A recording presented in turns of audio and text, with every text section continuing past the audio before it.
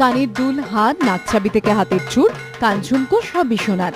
মা দুর্গা থেকে লক্ষ্মী সরস্বতী সবাই সাজছেন সোনার গয়নায়। বাদ যাননি গণেশ কার্তিকও। শ্রীভূমি স্পোর্টিং ক্লাব কর্তারা বলছেন এবার পুজোয় শহরের এটাই সেরা আকর্ষণ। প্রতিমা সাজছে প্রায় 12 কেজি সোনায়, যার আনুমানিক মূল্য 4.5 কোটি টাকা। আকালের বাজারে এত বাজেট? অনেকেই প্রশ্নটা করে ফেলছেন, কিন্তু কর্মকর্তারা বলছেন এর জন্য কোনো খরচই হচ্ছে না। গয়না দিচ্ছে একটি অলংকার প্রস্তুতকারী সংস্থা।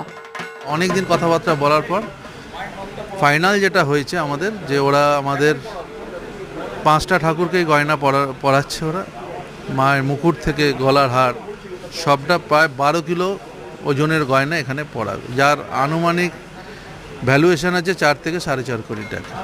চতুর্থী শুরু, মণ্ডপে ঠাকুর থাকবে ত্রয়োদশী পর্যন্ত, থাকবে সব অলংকার। যেদিন সন্ধ্যায় উমা ফিরবেন কৈলাসে, সেই সন্ধ্যাতেই গয়না ফিরে যাবে প্রস্তুতকারী সংস্থার কাছে। সোনার গয়নায় মোড়া প্রতিমা আগলাতে মোতায়েন করা হচ্ছে